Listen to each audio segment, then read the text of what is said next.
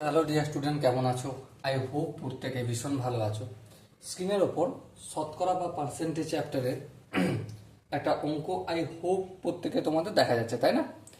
প্রথমে অঙ্কটা পড়বো, পড়ে কি বলছে সেটা বুঝবো, তারপর অঙ্কটা আমরা প্র্যাকটিস করব। ওকে, কি বলেছে দেখো। এক ব্যক্তি তার আয়ের 10% জীবন বীমার জন্য এবং অবশিষ্ট 6.14% আয়করের জন্য খরচ করে দেখল তার নিকট মোট আয়ের 80% অপেক্ষা 437.50 টাকা বেশি আছে। লোকটির মোট আয় কত? দেখো, আমরা না এই অঙ্কটা একবারে বুঝবো না, ছোট্ট ছোট্ট করে প্রতিটা লাইন করব, প্রতিটা লাইন থেকে কি বুঝতে পারছি সেটা আমরা লিখব, লিখে লিখে অঙ্কটা করব। ওকে, দেখো, তাহলে ব্যক্তিটার আয় আমরা জানি না, জানি না। তাহলে ব্যক্তিটার আয় আমরা এক্স ধরে নিচ্ছি। বেশ, জীবন বীমার জন্য কত খরচ করছে? জীবন বীমার জন্য খরচ করছে এক্স এর 10%। এক্স এর 10% মানে কত দাঁড়ায়? X into 10/100। এই শূন্য কাটলো, তাহলে আলটিমেট কি দাঁড়ালো? x/10। হ্যাঁ ঠিক। এটা কিসের জন্য খরচ করছে? এটা জীবন বীমা, জীবন বীমার জন্য খরচ করলো। ওকে, বেশ বোঝা গেল।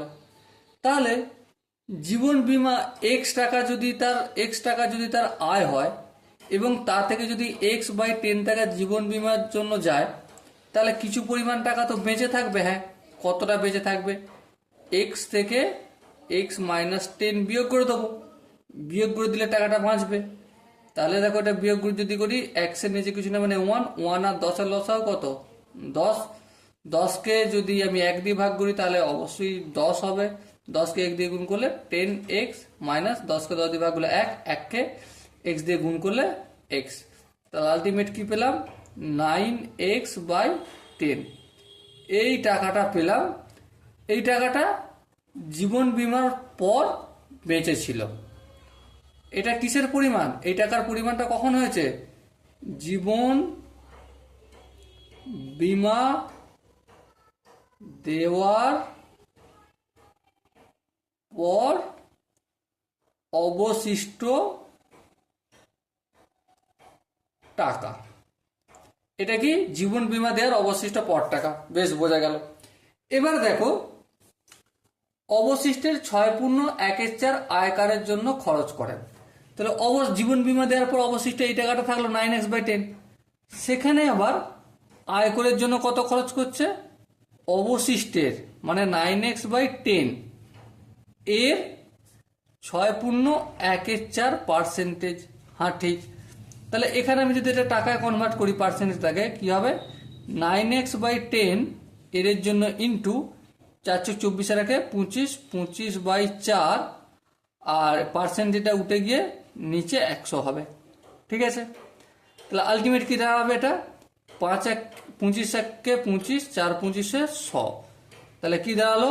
9x/10 4-এ 40, 40 আর 4-এ 40 আর 4 দিয়ে গুণ করলে 160। তাহলে এই টাকাটা কিসের জন্য খরচ করছে? আয়কর। আয়কর, আয়কর এর জন্য খরচ। আশা করি এই স্টেপটা প্রত্যেকের বোঝা গেছে। এরপর দেখো, এরপর আয়কর দেওয়ার পর কিছু টাকা বাঁচবে। হ্যাঁ, কতটা? 9x টাকা তার ছিল অবশিষ্ট জীবন বীমা দেওয়ার পর, তা থেকে আবার আয়কর দিয়েছে কতটা?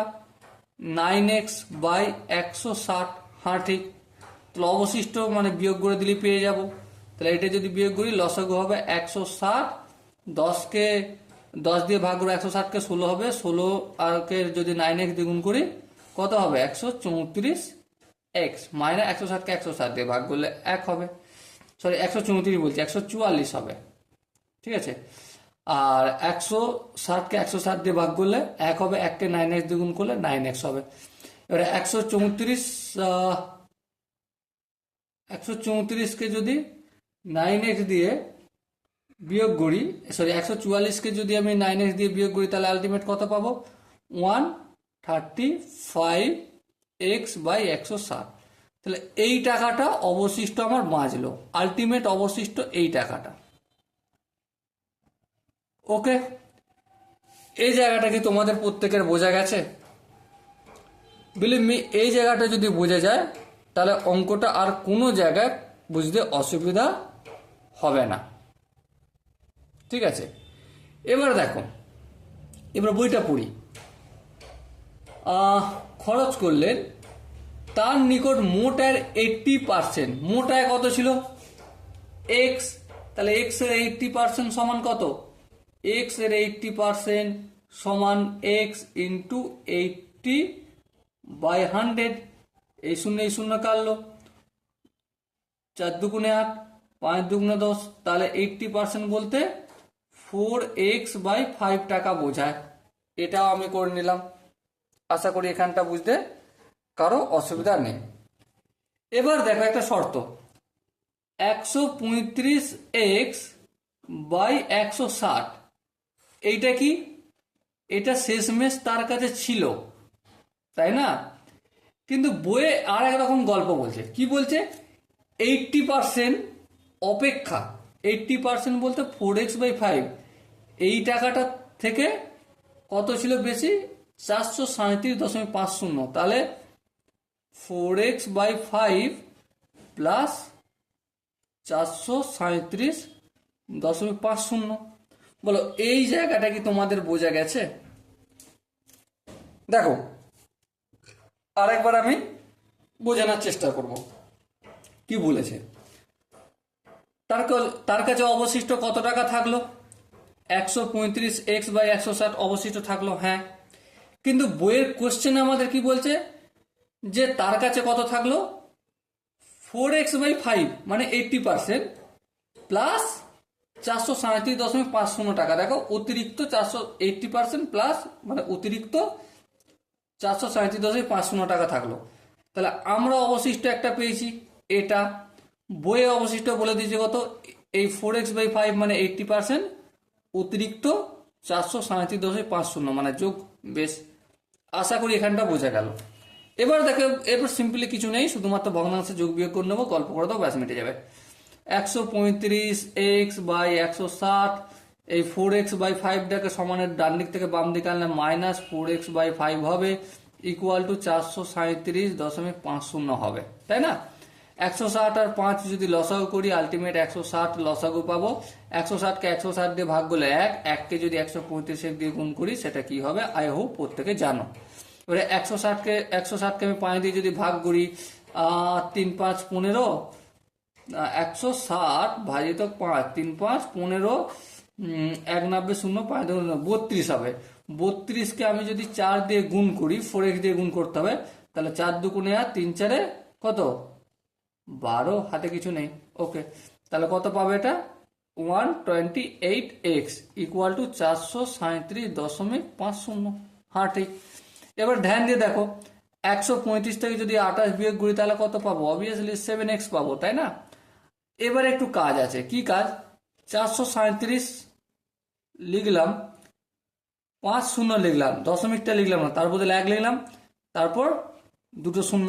হ্যাঁ, আর 160টা কি আছে বলো? ভাগ আছে, অপোজিট সাইডে গেলে কি হয়ে যাবে? অবভিয়াসলি গুণ হয়ে যাবে। তাহলে এই গুণ করে দিলাম। এরপর ধ্যান দিয়ে আমরা একটা লক্ষ্য করবো, এক্স এর সঙ্গে 7-এর সম্পর্ক গুণ। তাহলে 7টাকে অপোজিট দিকে পাঠালে কি হবে? আই হোপ প্রত্যেকে জানো, এটা 7টা ভাগ হয়ে যাবে, ভাগ করে দিলাম। এবার দেখো, একটা শূন্য কাটলো। হ্যাঁ, একটা শূন্য কাটলো। হ্যাঁ, ঠিক, কোনো অসুবিধা নেই। এবার দেখো 7, 6 7 42, হ্যাঁ কাটাকাটি যাবে, 7 1 7, এটা কাটবো, 6 7 42, 42 1 43, 7 দুগুণে 14, 15 16 17, 3 5 7 35, তাহলে কত হলো? 625। তাহলে 625 ইন্টু 16। এবার গুণ করব, 5 16 80 শূন্য, হাতাকে 8, 16×2 = 32, 32 আর 8 40 শূন্য, হাতে থাকে 4, 6 96, 96 আর 4 কত? অবভিয়াসলি 96 4 100, এই 100 লিখে দিলাম। তাহলে আলটিমেট এক্স এর ভ্যালু কত বের হলো? এক্স এর ভ্যালু বের হলো একক, দশক, শতক, হাজার, অযুত 10,000। সো মাই ডিয়ার ওয়াটসন, আমরা এক্সটা কি ধরেছিলাম? তার আয় ধরেছিলাম, মোট আয়। সো এখানে যে 4টে অপশন আছে, এর মধ্যে option C is the right answer. Okay, I hope তোমাদের প্রতিটা স্টেপ বোঝা গেছে। যদি কোনো জায়গায় ডাউট থাকে বা অসুবিধা থাকে কমেন্টে জানিও, আমি ধরে ধরে সেই ডাউটটা দেখবো এবং আরো বেটার ভাবে বোঝানোর চেষ্টা করবো। ওকে, সো দেখা হচ্ছে নেক্সট সেশনে। ততক্ষণ পর্যন্ত ভালো থেকো, সুস্থ থাকো এবং জয় হিন্দ।